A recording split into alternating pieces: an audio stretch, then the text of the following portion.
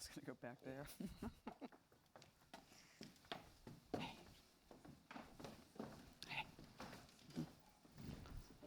No, they put them back there. Are we mic'd yet? We are. Okay. Well, we don't see anyone. Maybe that's good. Hi, you guys. Oh, you too. Well, thank you for being here, and thank you, Lucia, for the introduction and for the invitation. And Mira, my God. Yeah, Yeah. it's amazing. She must be somewhere. Maybe it's interesting to start just if you want to tell us something about, because when we were preparing this, Lucia mentioned, oh, Eileen would really like to have something in relation to sound and music, and we thought about having Mira with this insect piece. And maybe it's interesting just to note a little bit your interest in sound. I mean, the book is full of sounds as well, and it has all these oral textures to it. I mean, I guess I feel like, I mean, as a poet, I feel like a musician who never played anything, you know? So I feel like writing language is like my excuse for a musical instrument, and I kind of, to some extent, make my living, you know, reading and quote performing in a way, and in time it starts to be more and more like about a sound performance in a way, because you start to become comfortable realizing that this stuff is coming out of you and you get to stop and start, and language does that. It never goes in a pure flow. It's all interruption, like, you know, like music. And I guess writing is exactly that, about putting things together that sound well as well, no? Yeah. I mean, yeah, exactly. Sometimes it's like the only logic to the next thing is that sounds wrong next to that, you know, and yet there isn't a right brain thing about it at all. It's kind of like a feeling thing, but it's a feeling in sound, I think. Yeah. I made a note here about a relationship, talking about Rosie, a relationship conducted on a level other than speech, a wild riff. It's like, yeah, there's this kind of, is it musical, this language that flows between you and Rosie, or Rosie as your muse? Well, it's often the thing that's so interesting about animals is it's often silent music. Yeah. You know, I mean, it's how you occupy a room, how you like respond to the sounds in the world. I mean, I always think the weirdest thing with the dog is when you're, especially in the country where you hear a loud sound and like a bang, and then you both turn and look at each other, you know? And it's so beautiful and it's so beyond language, but it was totally a response to this, you know, environmental boom. Yeah, exactly. Should I mess things up by reading something? Yeah. I think I was like, can I put a pile of sound out? So, I mean, in some ways, I think this piece was like, because I knew that you would be here as a filmmaker, because, I mean, again, you know, like I think I'm, in a way, as a writer, I'm a kind of frustrated all other kinds of artists, you know? And so I think in terms of film and visual art more than in terms of language. And so when I was teaching in San Diego, when Rosie was dying, I finally got it together to get a video camera, because I could afford one, and I would take her on these long, weird walks, you know, and I thought I was making personal cinema, and I would say these stupid things, which I thought were the point of these videos, and then later on, they were the worst part about the video. But I wound up with all this footage of her in the last months of her life, and so I basically I just transcribed a 90-minute tape of walking Rosie in suburban San Diego. So I'm going to read two pieces, and the first one is that.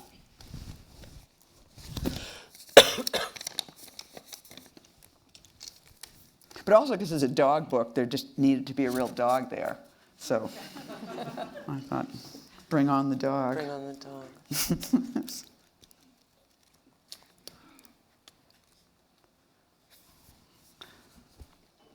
A dog shakes her way on a leash up a path, and now she is gone. We see the empty path with the wiggly hurricane fence coming up on the right and a green clump of bush frogged by lighter green leaves, and below it all, across in the dirt where paths and slopes meet, but it's light. Light meets everything, and it's where the color goes. It's what's left when it's gone. The dog is pooping now, and it's rude of us to watch. And the dog in the arch to all fours of her state. The video is grainy, so it's hard to see detail, but we see the troubled look on her face. This is mine, so go away. Her tail uplifted is black, its tip is white. Out of politeness, the camera bounces, and soon it is bouncing away. White and tan straw is surging like fireworks. The walk is melting away in the jangling camera work. And soon we're on the path again, and a common dark gray rock is as prominent and seductive as a jewel or a breast. We see dark green bushes, then we're at the gate of the park. The dog stands in profile, trees block her head. Her tail's in the air, her shadow falls right next to her. Her entrance, the area is covered in light, and the grass bright green, almost yellow, and all that came before, the bushes and the way have cast an enormous shadow like the path we just left, and the past which is always gone. The dog's sniffy, and we take this as an opportunity to look up the trees of the park and the enormous possibility of day. We're close on the dog, just her legs and her hind parts now, and she's further from us, turning left, her head slightly bowed with age, her back sloped, and she drags her dark leash between her legs. The leash reminds us she is a reckless, untrained, and impetuous dog who does what she wants. She's freely moving, sniffing, and walking slow, but it's all one kind of jangle, like a rolling, awkward dance, and we look up again to see the whole park. The houses and the hills looking down, the tall, whitish trees, and the explosion of green for smaller ones furthest away. So the layered natural world holds us in place, and bars of a playground are over there away. It's a little unclear which way we'll go. We're trying to decide. More white houses and trees. We examine the park in a circle like this is a crime. Everything is smoky and dusty, which is another thing light does on a hot day when everything appears like mist. It breaks for a moment, and the shadows of the trees on the bright green grass look like a spidery hand. Puffy trees bob behind the houses, the complex of telephone poles and wires. The house is just arched, and now the dog crawls past a couple of skinny trees and dunks her head. She found a bit of food.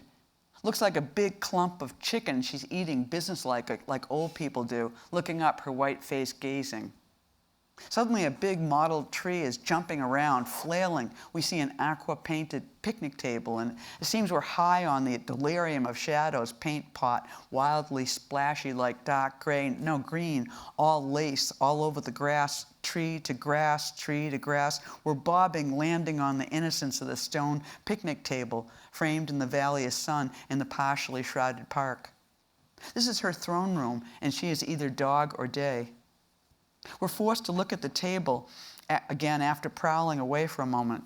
The older trees are speckled gray, a gray-brown, and higher up, limbs, tentacles, and the full mushy cascade of leaves and hazy hanging stuff, something dead.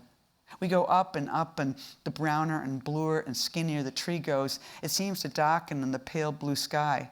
And single strands wave and flare out like, well, hair, or first I thought a cat's stray whiskers, the unruly ones, but these are heading for the sun. Then there's nothing but blue, a box of it, and back to the sun.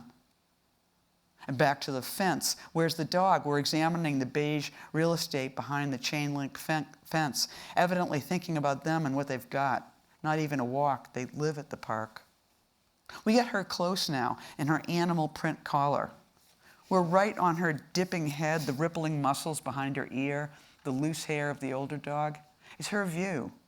Flash of pink tongue and a lot of grass. Soon there's only grass, a crew cut, and it's black and yellow and white. You can see the grade by the sunlight and shadows flashing off on as she, waving tail and a beige butt and those loopy legs are negotiating an excited run on a good day. And she circles the tree itself, rings its color and depth.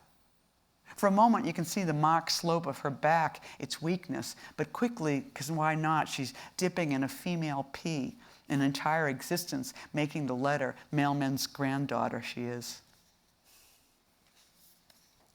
Kind of feels like we should talk a little bit. Yeah, now, let's talk a bit about this.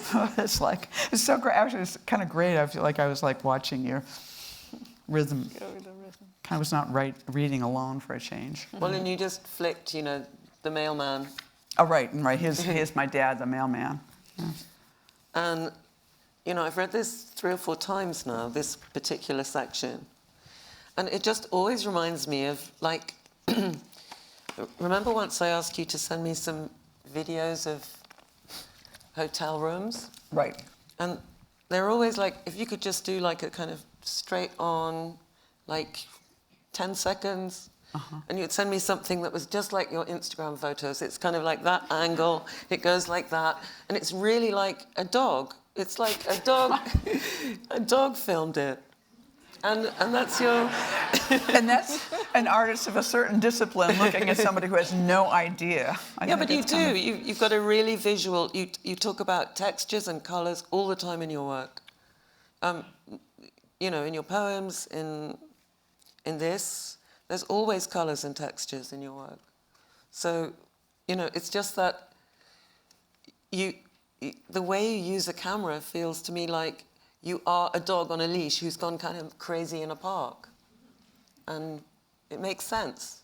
It makes sense because it's very separate from this voice of you. Right. Your voice reading, your voice that I hear when I read your poems. And this, like I said before, about this kind of pre-linguistic, there's something very oddly, like the look with I have a cat, right? Mm-hmm. And, the same, those complicit looks. Right. And you know what it means, and sometimes you don't know what it means. And also this book it's kind of so sad because you're taking care of her and she's dying. And, and this, it's also really, it's voyeuristic and it's not. Like, she's pooing and it's like, you're like, well, we don't look, but then we kind of do. And then, what she looks like. And often in your poems, there's, this kind of very close looking at colours and textures, and you throw it all in together. The ugly, the beautiful, the horrible, the abject, the sweet. It's all just thrown in. And then I was thinking when I got to the end of this section that actually it took me right back to the opening with this crazy litigation letter. Which kind of starts the book. Like, do you want to say anything about? I was going to say we should tell people what that is if you've not read the book, 'cause otherwise this would be like a punishment. It's like an incredible book we've read, you guys. But it is indeed the thing about owning a dog is that you have this bizarre relationship, which is oppressive and beautiful and creates space in your life, and then and then you're controlling and managing the dog all the time. So there's this burden of guilt at owning an animal, and so I think at some point, and again, it was filmic because I would, for years, I would, I'm like in my apartment, and I was like, oh God, I'm going out to something at 7 or 8 o'clock, and I forgot to take Rosie out, so I've got to take her for a walk. So take her for a drag, and she knows instantly this is a short, lousy walk, and stuff. And then I'm taking her up the stairs, and she's a pit bull. She's got a big head. So you look back, and there's that angry pit bull head coming up the stairs, which I always thought was thinking, fuck you, Eileen, fuck you, Eileen, fuck you, Eileen, And so, so I felt that there was always a sense that this dog is angry at me for many reasons. And so at some point in time, I just thought, well, what if I just got this strange letter in the mail one day, and it was from her lawyer? And I'm being utterly sued for all this horrible shit that I've done to her for years. And so it was so great. It was like 1999. I get this letter, I write this letter, and I think, how wonderful, look at this. And then I thought, what if I could write that book? But I couldn't write that book. So, 10 years passes, and then the thing that was really fun about writing this book is that I managed the book, once the book got going, I thought, I can pop that crazy dog letter in. And then it was like, where does it belong? Where does it belong? Because the form of a book is such a fluid thing. And then at some point you realize, oh, you just put it right at the beginning. You just kind of... It's a great opening. Yeah. And also the way you characterize yourself. There's Eileen in inverted commas. Right. All over the place. There's Bo Jean. Later, yes, later on. Later on, this other character. There's Eileen Myles, in inverted commas. There's Rosie, who you also think is maybe your father, reincarnated, the mailman. So not just the mailman's granddaughter, but the mailman. Right. Or then you say, or maybe the mother in italics. So there's all this really weird stuff going on that takes it to, it's mysticism. On the one hand, it's this kind of realism and objection and sort of rough grass in dog runs and table legs and leashes and fences. And then there's, we'll get to foam later. There's something about the transcription, or Rosie at 15, that you read, that connects to the cinematic aspect of it, which is the fact that when you read it, when I read it several times, I never understood if you were describing a walk or if you're describing the videotape of the walk. Right. Because there is, and the book is full of subjective viewpoints and different voices. And this is one of the moments in which I keep thinking, like, are we looking at the video or are we looking at them going for this walk? No? Right. And I was wondering if this was intentional, if you wanted to have these layers of describing the video recording of the walk, or instead just picturing a walk. I mean, it was a conflict, because I was, even when I was thinking about sitting here in front of, in this room tonight, I thought, do I say this is a video, or do I just read the damn thing? And because it's sort of like, there's no way to control how people read, And for me, I mean, I think the thing that's so wonderful about using a medium that's not language as a spur to language is you just have this, like, it's a crutch, it's a prosthesis, you just sort of like, or it's a death mask, which is what they say about film, right? That it's just like, it's this thing, this plastic you're laying on the world. So it's kind of so great to, like, I mean, I also think writers never get to copy, except always, And so there's a way in which, and also writers get stuck teaching writing all the time, And so, but I think in a way, your whole career as a writer is this wicked situation of having this person who is you, assign you things. I mean, you wind up being your own dog in a way.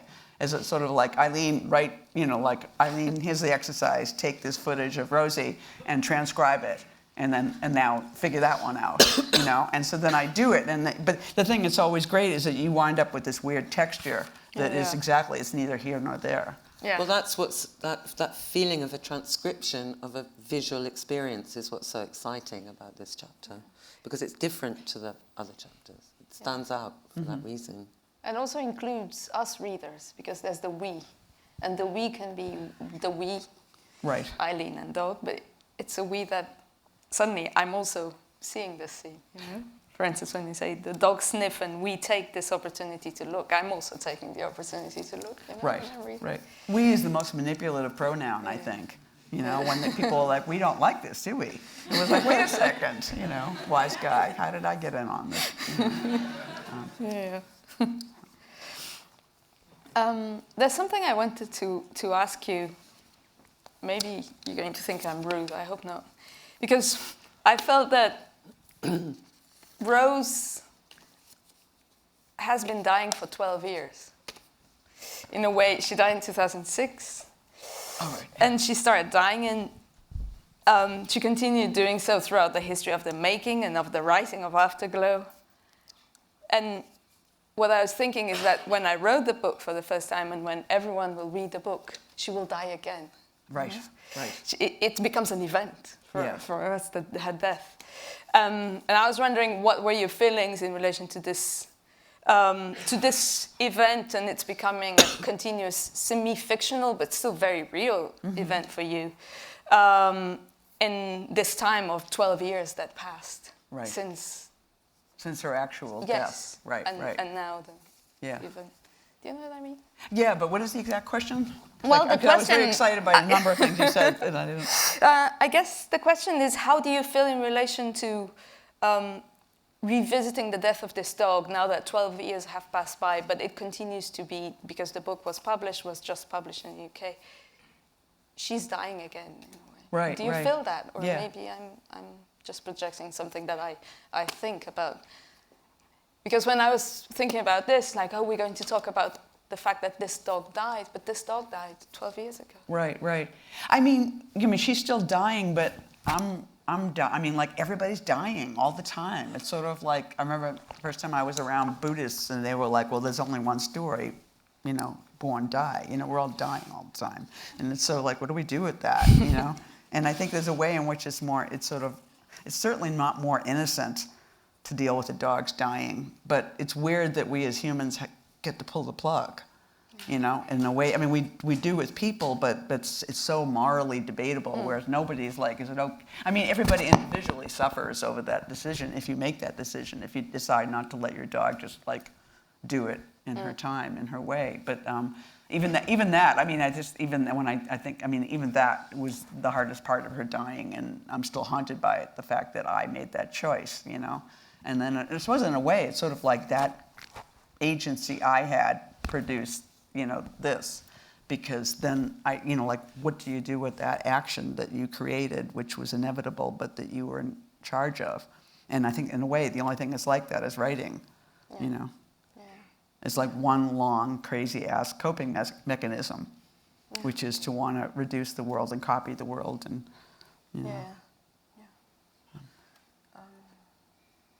But also there's questions of reincarnation. Mm-hmm. So, this Rosie, there were other Rosies in other books of yours. There were people called Rosie. I'm sort of, when I think about your poetry, there are Rosies around. Oh, there's right? So many Rosies. Yeah, there's a lot of Rosies. It's true. Right, there's Rosie. And then Rosie as like, reincarnation. Rosie as reincarnation, and then also dog as God. God, dog, and that probably comes later with foam and stuff. But God and art, there's also something about art. There's a lot of stuff about art in here, which is in all your writing as well. Of like, especially when you mention Nicole Eisenman, I think, and when you're a child and you have this access to something that you don't have when you grow up, and somehow I ended up connecting that to Rosie, to your connection to your dog is also your connection to that childlike way of being able to make art. Right. And then part of the thing of having an animal, when you get it right at all, is you're giving your dog a good childhood. Yeah. It's just, and I mean, like, the dog doesn't necessarily make art, but there's still that kind of that weird special privileging of their being that maybe you didn't. I mean, I just, like, it's a little sad. Maybe you didn't feel like you got as a child the special little child artist. I mean, like, I think Nicole comes in because one of the most amazing things I ever saw, one of her first shows in New York, it was like, it was a giant mural, which she was doing at that time, and then there was a wall that was all, bits and pieces, notes and drawings, and, when a lot of people hadn't done that stuff yet, And then there was this really cool, like, there was a page torn out of an art book. It was like Pablo Picasso, age 8, And then there was Nicole Eisenman, age 7, And it was like that she had her work and that she could be memorialized. It was like for a female artist to be, like, kind of up on the wall, and that way it was so cool, and you were like, oh my God, Nicole, it's so perverse. She had a good childhood. Like, somebody saved her drawing. Yeah.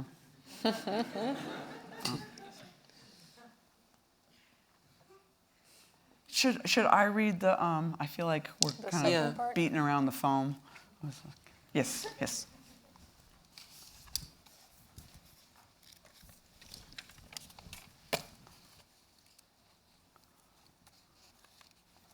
Sorry to make you guys be parental. Man, should I read it now?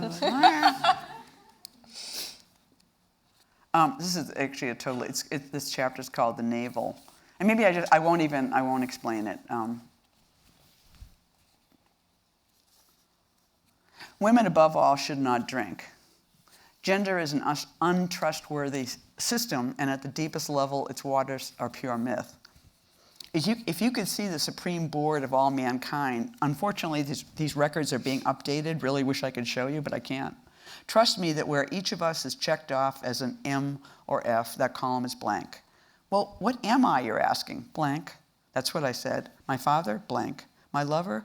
My mother? Blank. Gender is a place you have parked your car one day and one day only. That day is your life. And in that spot, a mother's inattention opens directly onto the chora space, which is everything, the source of language, for example. So in every instance, we urge females not to drink because with each sip they are destroying the language, which will happen soon enough. I do not mean no drinking so that they will not be raped. They will be raped. The females will always be raped. The tablets have been smashed and they will be smashed again. We are keeping no secrets but holding back only temporalities. And as to whether you are this or that, I mean gender, obviously there is no need to keep records of that tiny insignificance. I said earlier that if every cell in your body had a vote, you would be in a minority. Now think of yourself as a working cell of some other kind of entity, not even an entity, but something huge and dog-shaped. Recall, if you will, the Jeff Koons leafy dog that spent some weeks in Rockefeller Plaza maybe 10 years ago. You saw it, right? Go there now. Think of that dog being pulled through history on a leash, and that is time. Imagine a model of dog, God, like that. Imagine its mind. You are in it. On the cover of this book will be a picture that came to me one day, and I took it with my cell phone, and it became my wallpaper. I look at that picture daily until the end of Rosie's life, and we shall say it is a photograph of an abstraction we are living in, which is the universe and the dog's position in it. The dog stands between the darkness and light. The dog only knows. An earlier poet, Rilke, said this. What the Rilke did not know, because there were not cell phones yet, and so the union of the picture and sound was not yet complete, except in churches, is the fact that yes, a dog was looking at death, but in this photograph I share, she is also looking beyond it at the light, and then the darkness again. That is the procession of the universe, a system of stripes, or a time which is one of the codes of knowing. People like stripes. I urge you to read my talk on liking. Perhaps it is in here. Footnote maybe. It is essential, more than love. Yes. I suppose at the simplest level, stripes are a picture of the sea. Also, we may associate them with a nautical uniform, because the Navy's ultimate aim is destruction and death. To create higher and higher incidences of drowning, we have to remember that the Navy's use of stripes is not on the order of knowing, but of seeing. The Navy, all navies, are faulty reaches towards wisdom. The simplest reaches towards wisdom. The simplest fisherman or sailor is not. The scuba diver is not, though the touristy scuba diver is faulty, hurting the coral that is related to foam, which I believe I may say quite a lot about in the past. I see foam as the subject of a book. Foam is pure knowing. Foam is pure birthing. Foam is a depiction of the supreme board without pictures. It is a dream of cells, a dream of being. And as you know, the ocean is covered in foam, and so is beer, and that is very soon where I'm going. The presentation on foam will be naturally incomplete, necessarily. Even a wheel is full of holes, spokes to turn. That is it.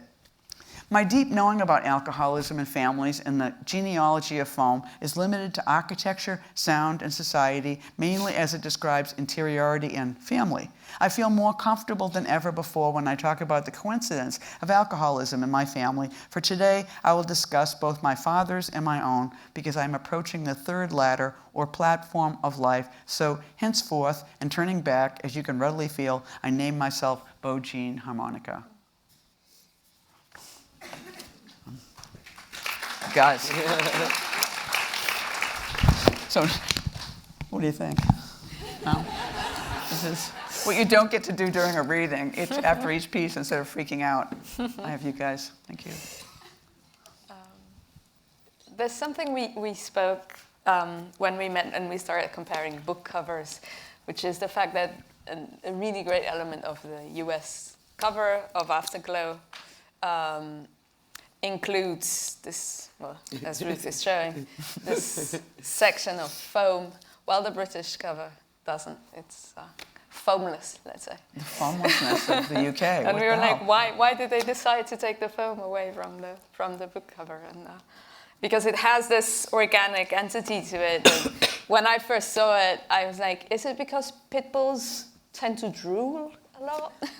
Is there some relation with Rosie's enjoyment of the sea and of the sea bringing the foam? And why is this organic presence so visible in the book? Mm-hmm, mm-hmm. I mean, in a way, it was sort of like, I think the foam, at least visibly on this earlier edition, was to say that maybe this dog memoir is a little bit fantastic. You know, because never before have I sat on the cover of a book with like a whole cascade of foam next to me, you know. And the first time I saw that version of the cover, I was like, oh, that's just too ugly and too weird, you know. And then, you know, that wonderful, I don't know about you guys, but I always have that experience. I'll look at something, I'll reject it, and I'll look at it longer, and then I'll start to see it. Like it'll start popping, you know, and you become, because I'm very reactive. And so I think the foam just carried this, this second dimension, and it's interesting for it to not be there. It seemed very naked, you know, me and the dog without the foam. I wrote, I don't know what it means. Good. I wrote ventriloquizing foam. I mean, you do, Yeah. you do a lot of ventriloquizing, and there was one section, I think it was on somewhere like pages 12 to 17, the you and the I and the address, and how the other characters mix in. This was the beach one. The towels, the beach, Mira, Page, age, then later Bo Jean, Eileen Myles, Rosie. You know, you're ventriloquizing characters, and then there's this. One of the characters is foam, and Right. I love it that it's, you know, it's on the ocean and it's also on beer, in this whole thing that is talking about drinking and what it means and your sobriety. Right. And then move straight on to the order of drinking. This Right. chapter about the club. Right. Do you want to talk about those things and their connection? Well, I mean, in a way, I feel like any iteration of stuff, it's sort of like there's this way in which all writing is just tons and tons of lists of stuff, you know. In a way, it's sort of like it's kind of an inventory in the same. I mean, like film is an inventory all the time. You just, you know, like Pan. You know, it's like Pan. What the hell is that? You know, you're just kind of like stating what's there. And I think any kind of list of things is a kind of ventriloquizing. You know, it's sort of like things are about to speak, even if they don't ever speak. You know, they seem to have these kind of voices. You know. I mean, the foam means so many things. And I was so glad. I mean, I never wrote about alcoholism, and I'm just somebody that, you know, I come from a long line of drunks, and I drank a lot until I was 33, and then I stopped drinking because I had a parent who died quite young of the disease, and it's just like, you know, my family is just like on all sides. It's just, you know, like alcoholics going back for centuries before. I mean, until there was no booze, there were no Mileses or something, But I think, you know, and I was happy. I mean, I was happy that foam led me there, though I didn't know that's where it was taking me. I mean, foam was just like this weird. I taught a class in San Diego called Pathetic Literature. This is like years ago, and it was because I was trying to unify all these things I care about, like queerness and avant-garde, and just kind of a distorted lopsidedness, you know. And I was just like, all the things that I love in literature. Like Robert Walser is such a great example of just an oddity, you know, that maybe has been discovered by the art world in this century, or the last century. And I thought, so I taught a class. I put all these writers together, and I thought I'll call this pathetic literature. And I was thinking of that Mike Kelly, you know, pathetic masculinity. And I knew it had something to do with gender and the states and how we're always policing gender in this weird way. But the weird part was that every one of these books had foam in it. You know, and it was just like whether it was a Kevin Killian novel that a character had like foam, like boys in grade school always had weird spit on the corner of their mouths. Like, who is that kid that's always spitting a little bit, you know? And then woods that have this beautiful, in the morning, there's foam on the trees in the woods. I was like, what is that? Or, you know, in a film or in a book, you know, there would be like a transition and you see the ocean and then just little bits of foam. And you're like, why does that work? You know, like foam is a strange transitional object, you know, and so I became obsessed with it, and everybody in my class thought I was insane. I was like, look, foam again, you know, and I wrote this awkward, I mean, there's an essay in here about foam in some ways because there was no home in the whole world for this crazy-ass essay, except finally in the book that I wrote, you know, like you start to create like installations for weirder pieces of your own writing that kind of morph into this. The book starts to kind of amoeba-like allow the awkward text to kind of slide in, you know, and then I realized, oh, this is how I get to write about alcoholism, you know. Yeah, but it's also, it's amorphousness and everything, but there's also something like, it was a couple of years ago, you were talking about like two principles of things being strewn or things being, was it buried? Yeah, and that was Robert Smithson. And it was some anthropologist, you know, I can't think of the person's name. The dog, the god who you kill, and the buried god and the strewn god. Yeah. And I was like, what an incredible way. Cultures are one or the other, you know? And I thought that's such an amazing way to look at the world and religions.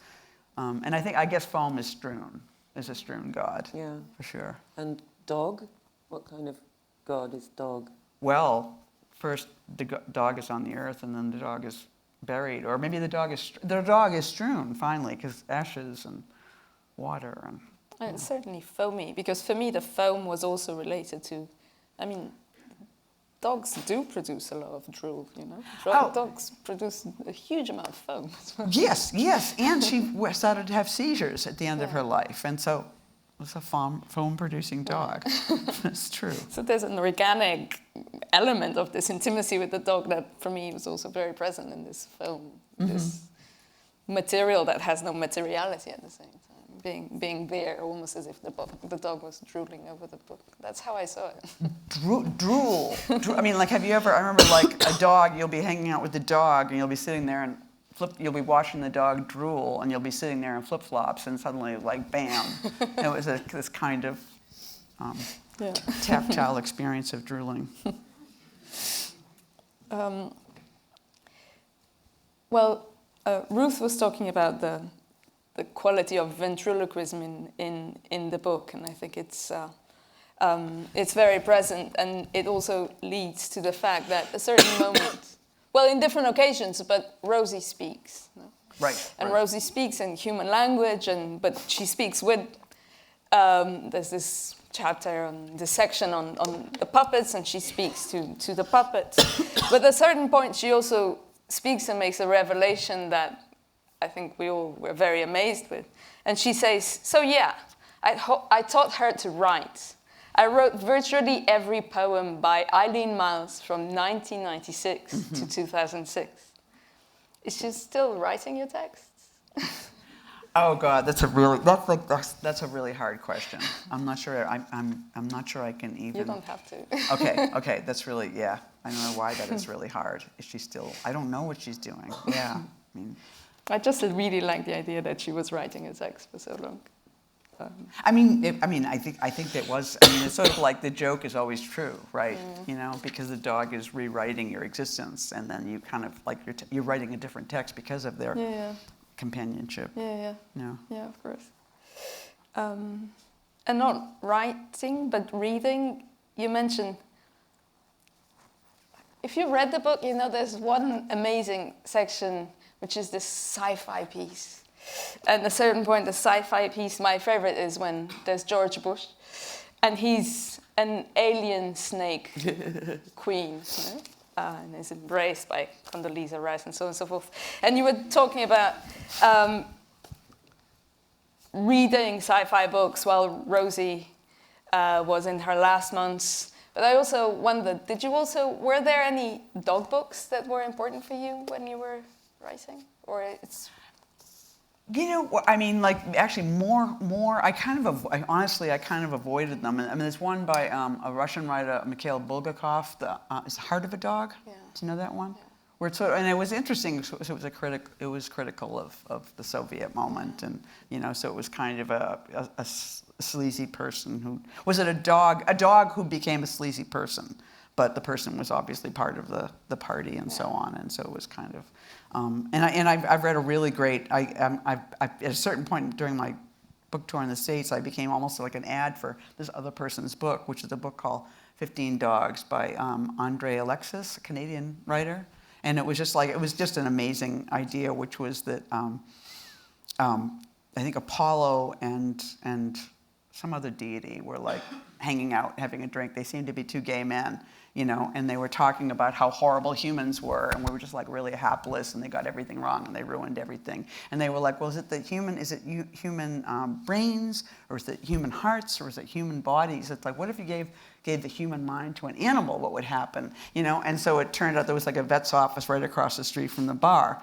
So they did as gods do. They just, you know, moved through the walls of the vet's office, and there were 15 dogs and crates, and they were like, what if we give all of these dogs human minds and then follow them till the end of their lives and see if any of them die happy, you know? And that's the book. It's so simple, and it's absolutely beautiful and heartbreaking. I mean, it is one. I mean, like it's you know, it's just like it's one of these books you cry at, and it's just like you know, it's like the writing is moment by moment. It's like these dogs are utterly alive and real and kind of and horrible things happen to them. It's Yeah.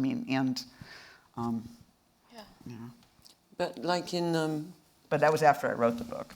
you know, there's something of Jack London's Call of the Wild. You know, you sort of feel with the litigation that, you know, like you feel guilty that Rosie should be out there, like free. Exactly. But then, you know, you're writing. You were the first writer, I think, that I thought, wow, how amazing that you used the word TV spelt with 2 E's and 2 E's, and that we all watched cartoons with like talking animals. Right. When we were kids, you know, like they were just so normal. There was Pluto, who were the dogs, really? Who were the dogs? Anyway, there were all these dogs that were kind of like... Well, I think a horse, Mr. Ed. Oh, Mr. Ed, the talking horse, amazing, yeah. But the cartoony ones, which are ventriloquizing, fantasies, you know, art, so there's... And they were kind of our deities, you know. It's sort of like that was completely natural for animals because I was to going to speak. ask you like about my dog, my God. You know, what about dog and God?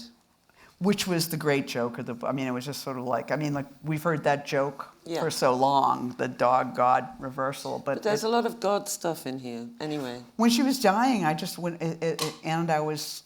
Well, okay, I have to read. I must read this passage. But when she was dying, and when I was just kind of like devoted to like mopping up her piss and so on, it was just at that point of suffering, I was just like, oh my God, she's, oh my God, this is God. Like this dog is God, and that's what this means, and that's what spirituality means. And it was like, the rest of it was clear sailing in a way, because it just suddenly was up there, and I could inhabit that space with her, Are you going to read that bit? I'm going to read that bit right this second. Thank you.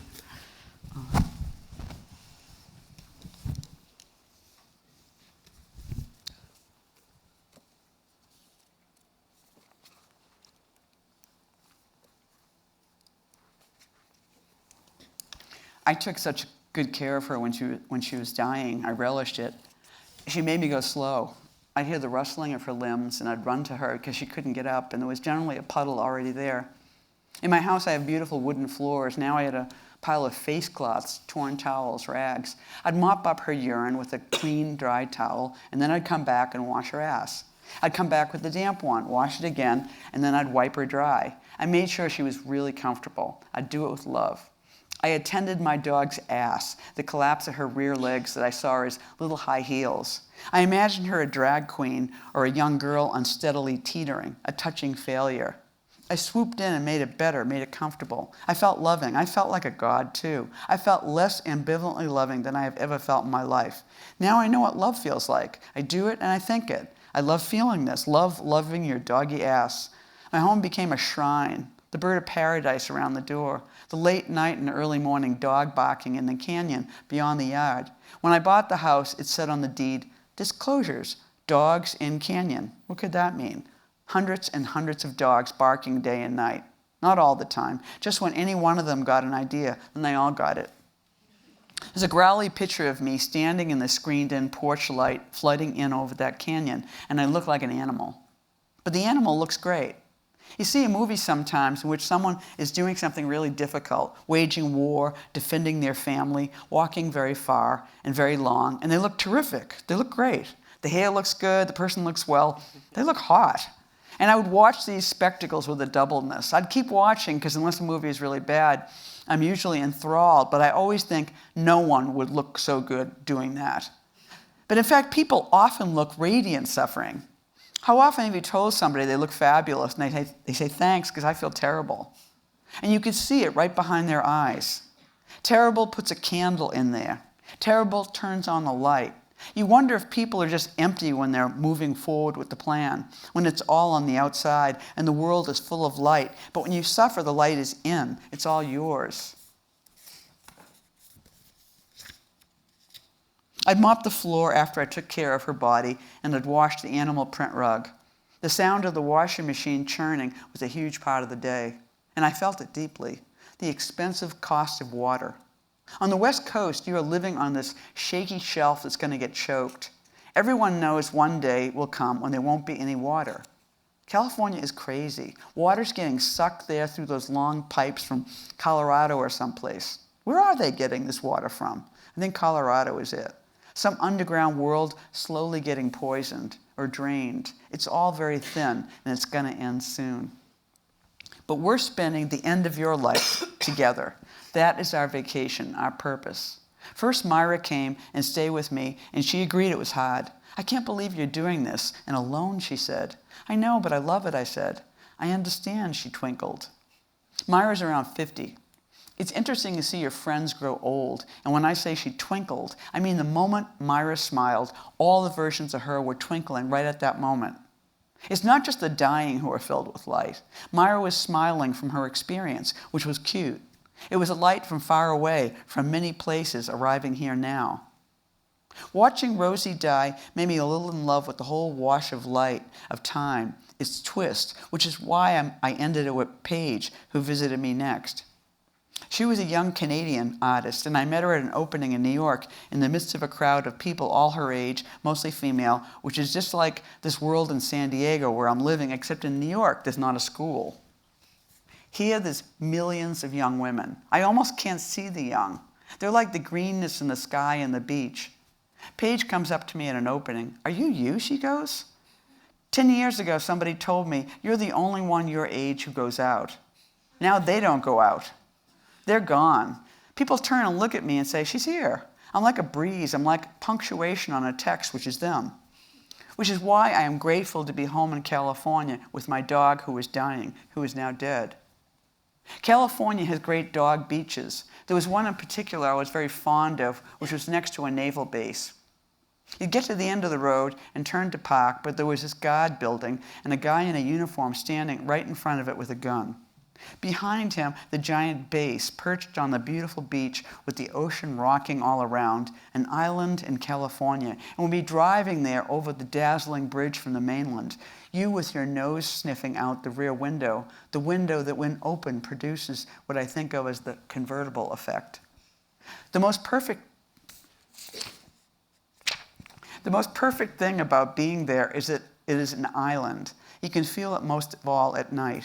When you walk around, the air comes from every direction, and it reminds me of P-Town, of those bars on Commercial Street in the summer.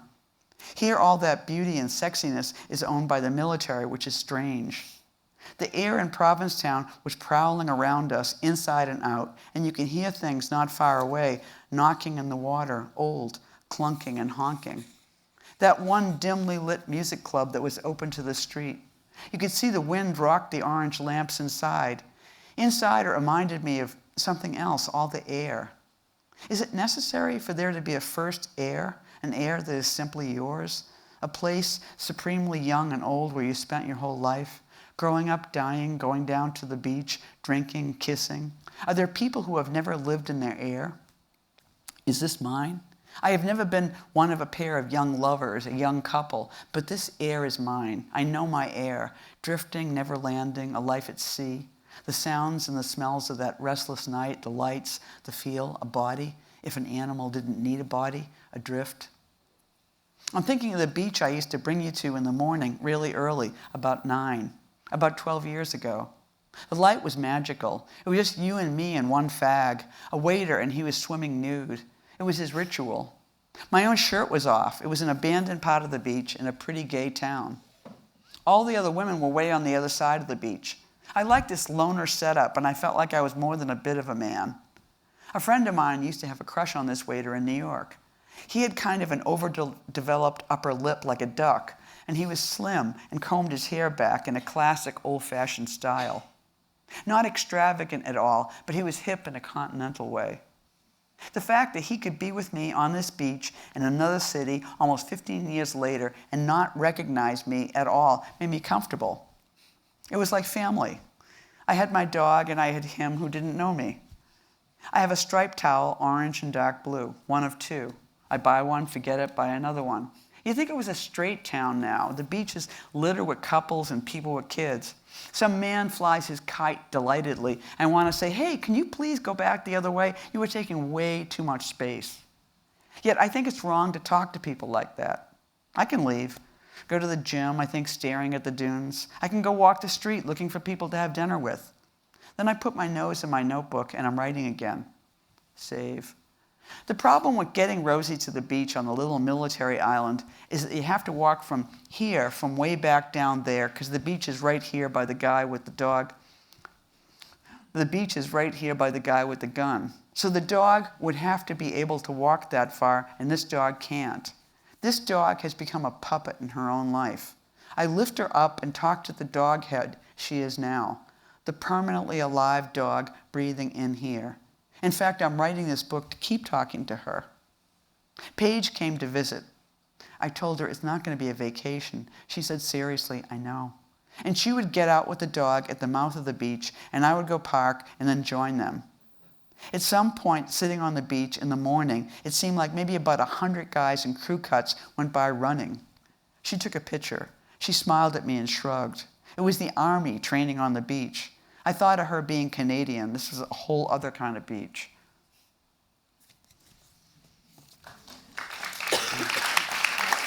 Good. We have like 3-4 minutes. What are you guys going to do now? I mean, a ritual. I mean, it's totally unnecessary, I think, to add any questions to this, because the flow of your thoughts and how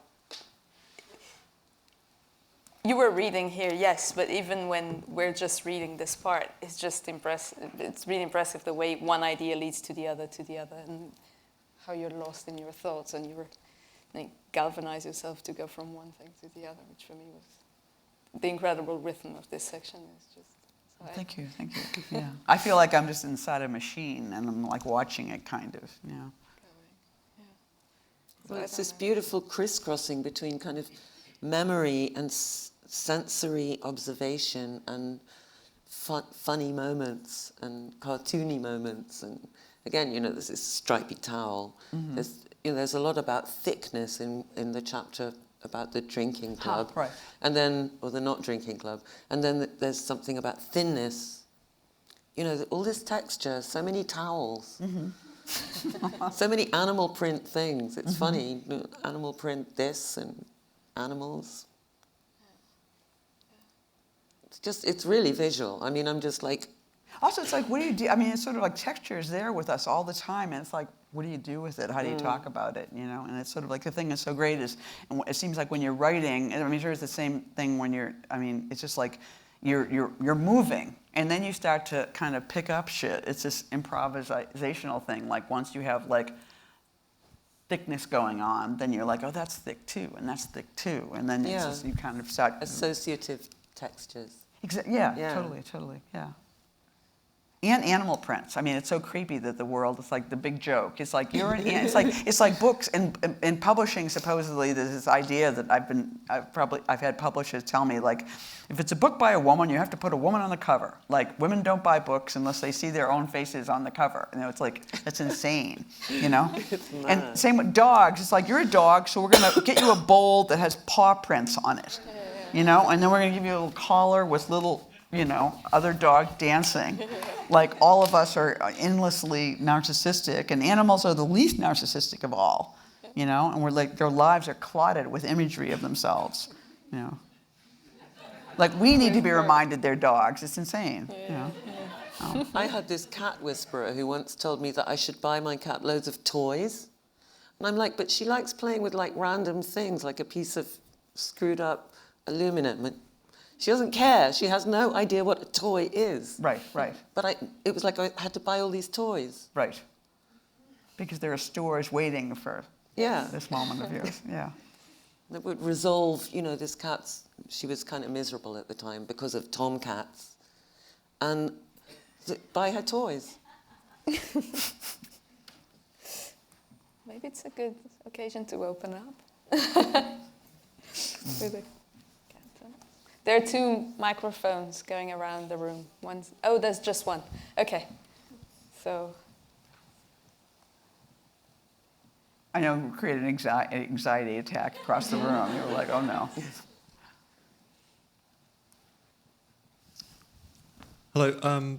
What breed of dog did you say Rosie was? And A pit bull. And I was curious, in the UK, there's maybe a certain type of person has a pit bull, and I didn't know if in the US there's a certain type of person has a. And here it's like it's seen as an aggressive dog. Right, right. And so maybe people who choose a pit bull are, I don't know, more aggressive. I don't know if that had a similar type of signifier in America. There's fashions. I mean, like we were talking earlier, and you were talking about pugs in Paris? And bulldogs. Bulldog. Paul Preciado has this text about the lesbian community in Paris in the 19th century associating themselves to bulldogs because it was another way to represent another female body. So and New York had an equivalent in the 90s. All the lesbians had pit bulls. There was just this kind of thing, and then of course you would be like sitting in the dog run being like Dyke with the pit bull, and of course the dog would then get in trouble, and then there'd be some guy protecting the women in the dog run from me and my horrible dog. But then it just becomes like they're like a very, they have beautiful bodies. They're just kind of like handsome. They're very human identified dogs, and I think, and they're, and there's so many of them, there's too many of them. Most of the dogs in New York who are put down are pit bulls because they're overbred and some of it for, sport, fighting and then, but they're just, their faces and their bodies are so incredibly, to me, so beautiful. I didn't mean to, my intention was, I have a pit bull again, and my intention was to get like an easier dog. And then just through an accident of like alternate parking, which we have in New York, which is how you get to have a car, right? You do this insane thing of like moving your car. I don't know if you do this in London. You move your car to the other side of the street and you sit there for an hour and they sweep the streets and then you move back. And so it's when you talk to your neighbors. And through one of those occasions, I saw my former dog walker and we started talking about dogs and breakups. And then next thing you know, there was a pit bull rescue person on the block. And maybe you just want to foster a dog. And so I was just going to foster a very submissive little pit bull named Mindy for a weekend. And then at the last minute, there was this like blazing lunatic of a dog named Honey, who I never would have taken straight on. And they showed me this picture of this dog with this nuts look in her face. And it was like she was going to be put down at 1 o'clock. And they were like, you could rescue this dog instead. And next thing you know, I have another pit bull who just, bit a dog in the head last week. Out of vulnerability, we know, because she had surgery, she had stitches in her leg. So she was like, But obviously, I think I'm attached to this breed, and that just happens. And also here in the UK, they're the breed of dogs that are most put down in. Yeah. Because people don't want to adopt pit bulls. Apparently, they're scared. Yeah. So yeah. It's also the same thing. Because they have such strong jaws, they can do a lot of damage. They're sharky. Yeah, they have these long, sharky jaws. They're very beautiful. Yeah. My dog, I spend a lot of time with my hand and my dog. She's like mouthy, as they say. It's not dangerous. Except when she bites another dog on the head. Except when she bites, right? Yeah. We can talk about astrology as well.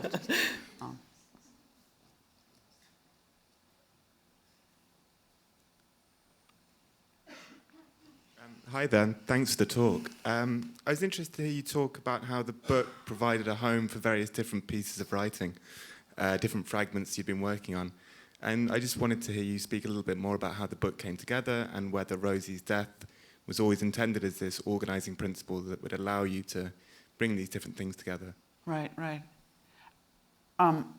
Well, for sure, when she started to die in 2006, and I was in San Diego, and it was just like my response to like the fact of her dying was, that's what I know how to do. I suppose in a very primary way. When something starts to happen, I start to write about it because I sort of don't know any better in a way, And this, so there was that. There was like there were like, I don't know, maybe 50 pages of actual, like I think the part I wrote about, her dying, like that was written while she was, I think that was written while she was dying. So there was a kind of a surge that was just a copy of the experience. And then she was dead. And then by then I knew that there was a book. And then the problem started to become, how do I keep the book going? And I think that's the part that's always the riddle for the writer. And so, for instance, I lived in San Diego, and then and I moved to Los Angeles. And so I had I got rid of a bunch of her stuff, but some of it I couldn't let go of, and I put it in a box, put the box in my truck, drove to LA, and then there was a big closet, and I thought, great, and I put it in the closet.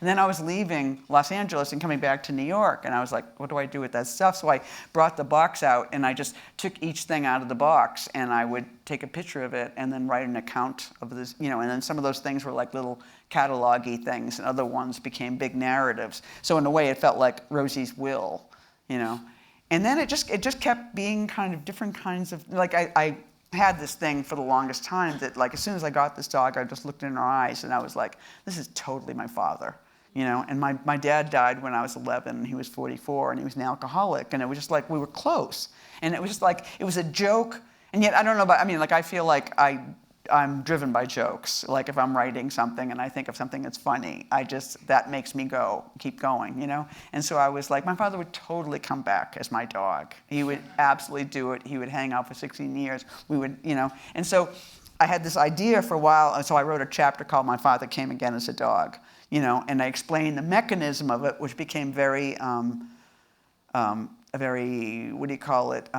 theosophical.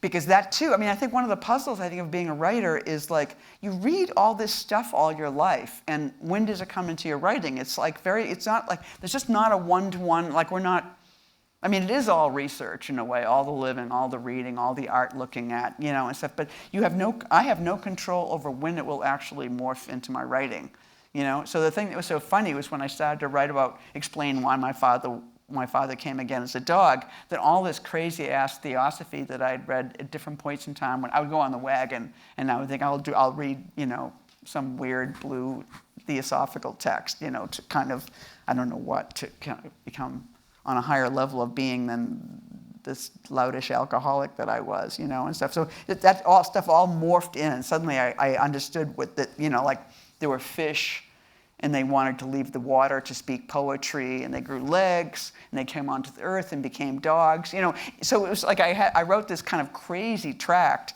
and then I read it at MacDowell, and the people at MacDowell were like, does Rosie speak? And I was like, oh, does Rosie speak? There was an artist colony, like Rosie, And then I was like, under what conditions would she speak?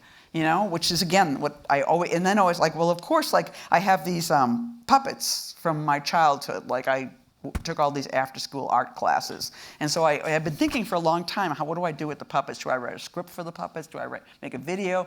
And I was like, wait, if the puppets had a talk show and invited Rosie on as a guest, she would speak.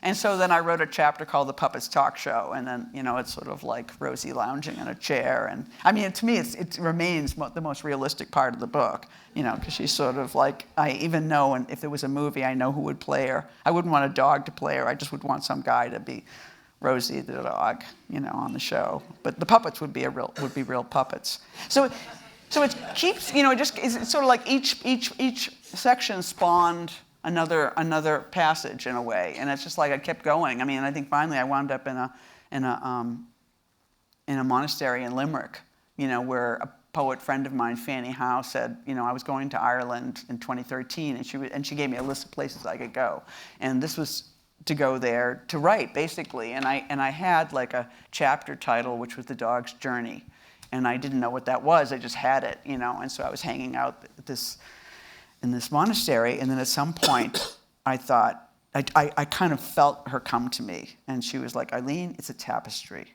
you know, and I love tapestries. You know, I've gone to the V&A and looked at all those crazy tapestries, and like suddenly Rosie's explaining to me that, because a tapestry is a very doggy kind of mural, you know, a dog could kind of pull on it and piss on it and do things to it and stuff. And she was like, let's get out of the fucking book. It's a tapestry. I will dictate and you go. And it was like, I just needed 35 more pages, and she sort of gave it to me, you know, in that manner. So it's just like, it kept being kind of like a weird little workshop with myself in which I would keep getting these assignments and then fulfill them.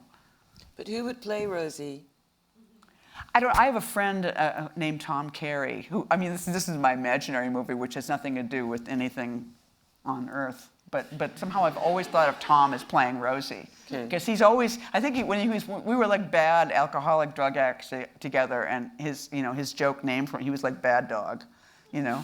So I could totally see Tom playing. He comes from an acting family, like the movie The Searchers, his whole family is in this film. So he could do it.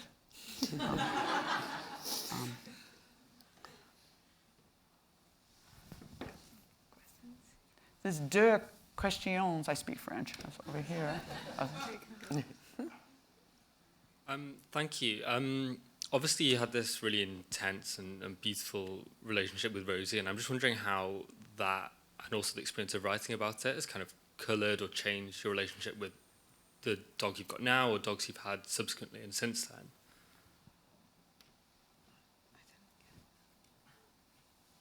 What was that? No, because I didn't get it. I was wondering if you got it. I did, but maybe you could repeat it, I think. I will try and repeat it. How does the relationship with Rosie affect the relationship with the dog I have now?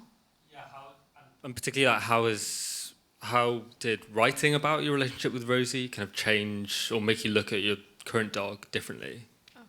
Huh. Like that's as hard as that question you asked about if I'm still writing.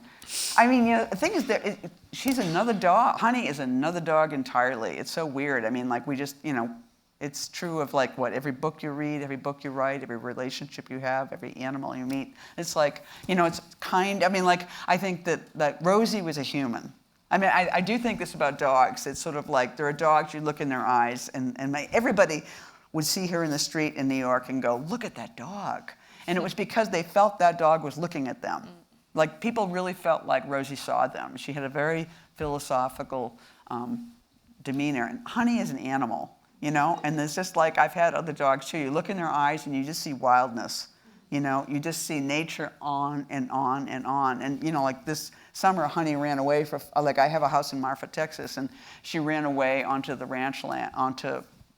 ranch land for 4 days. She was just out there wild on the land. I was like, oh my, and I thought she was dead. I thought she was, and she was, in fact, ranchers saw her 2 days out like herding, they were like, a little orange dog herding bulls, and it's like, why is a pit bull from the Bronx, has this need to herd bulls in Texas, and it's just like, she'll see like horses and she'll like, get under them and like just tremble with awe. Like she likes big animals, and it's like Rosie had none of that going on, So it's just like this, Honey is an animal and it's a whole other, language we're having, There were lots of hands up over there.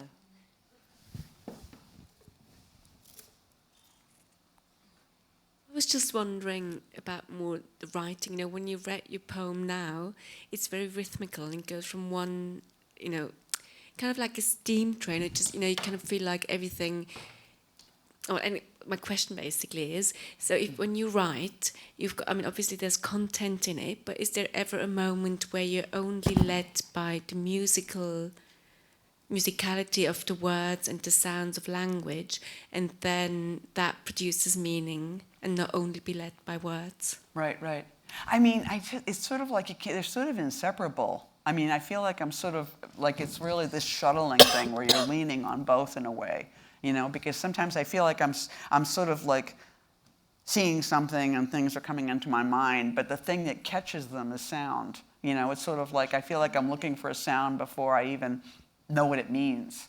I just kind of feel like, and it is the kind of, it's like limitation and it's like contact within the context of, and I think it's weird about writing a poem more than, this is prose, though I think it's kind of long form poetry. I feel like I don't write epic poems. I write novels and fictions and stuff.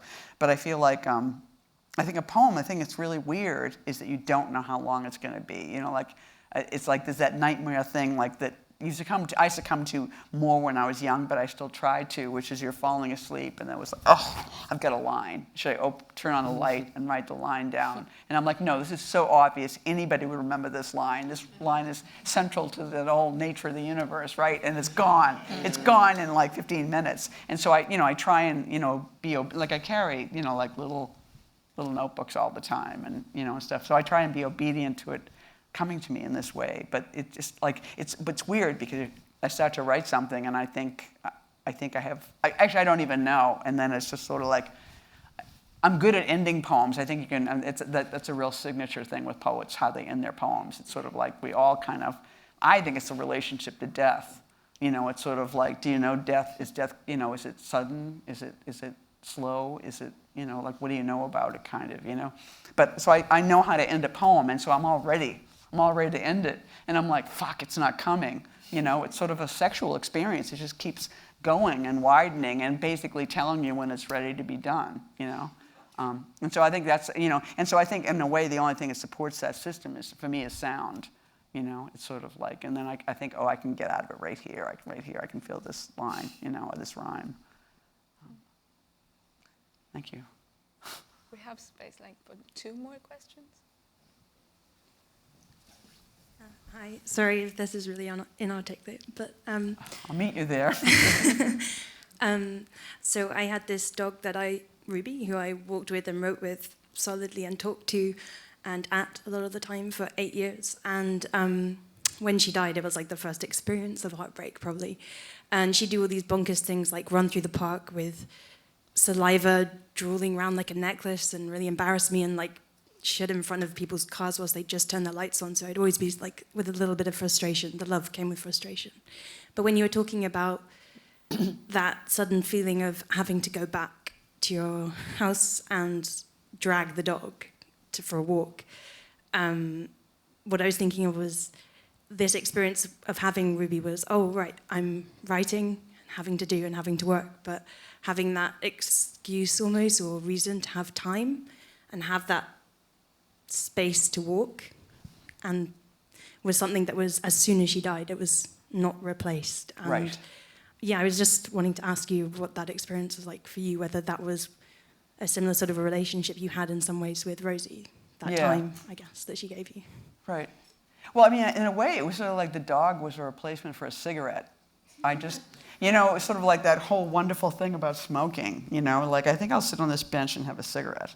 And it was just like, it was always like this beautiful procrastinating of moment or a way to go to be outside or whatever. And I think when I stopped smoking and when I got this dog, I was like, oh my God, this is sort of like giving me back that new measure, and the dog, and so much more, obviously, like access to, when you were a child, you had to go to school no matter what the weather was, and stuff. And the dog had that kind of thing where like, I have to go out in the morning because she needs to shit, and so it was amazing. But also, like when she was gone, there was, like it's weird. I remember the few months in my apartment in New York before I got Honey, where I was like, this is amazing. I'm in New York dogless. This is crazy, It's just like nobody. It was like being free in this profound way, And then when Rosie was sad, it was like me and the cat, and we would just be like looking at each other like, what the fuck, And it was like we were like these two guys who had lost our